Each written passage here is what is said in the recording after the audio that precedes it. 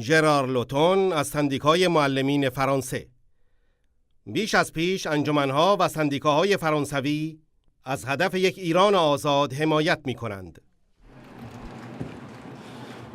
Chers amis, de plus en plus de syndicats et d'associations en France soutiennent la cause d'un Iran libre. Merci aux personnalités qui ont soutenu cet événement et qui se reconnaîtront. Nous leur avons donné rendez-vous ici. Je les invite à nous rejoindre à cette tribune s'ils sont là. Parmi les soutiens, Orlane François, présidente de la FAGE, principal syndicat étudiant de France, François Amara, Marcel Ostrom, Atik Raimi, romancier, Adnan Mejbal, Samira Moubayed.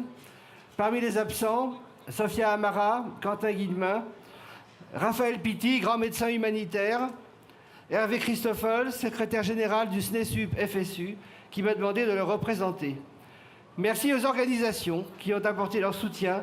En dernier lieu, la Ligue de l'enseignement, dont on sait l'importance qu'elle joue dans les activités d'éducation en France, et son président Jean-Michel Ducomte. Ces soutiens sont un démenti à la vision mythique d'un Iran pacifié que veut nous imposer le régime des Mollahs, avec son guide suprême inamovible et son président soi-disant modéré, qui bat le record du monde des exécutions. La vraie nature de ce régime apparaît pour ce qu'elle est. Ce sont des violations des droits humains, particulièrement contre les femmes et les jeunes et les syndicalistes.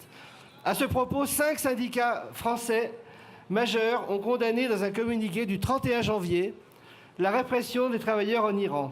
CFDT, CGT, FSU, Solidaire, UNSA. Ce régime, c'est, comme les autres orateurs l'ont dit, c'est la confiscation de l'économie pour financer les guerres en appauvrissant les populations, avec notamment son menaçant programme de missiles balistiques. Ce régime est complice des pires dictatures. Il intervient militairement aux côtés de Bachar al-Assad. Ce régime mène des opérations terroristes sur le sol européen contre son opposition. Pour toutes ces raisons, les Iraniens de l'intérieur se soulèvent de nouveau depuis 2017 afin de réclamer les libertés fondamentales et une alternative à la dictature religieuse. Nous leur disons ici notre vive solidarité face aux épreuves qu'ils traversent et notre soutien à leur projet d'instauration d'une démocratie en Iran. Avec elles et eux, avec la résistance iranienne, portons ensemble et aidons à réaliser de Paris à Téhéran notre rêve partagé d'un Iran libre.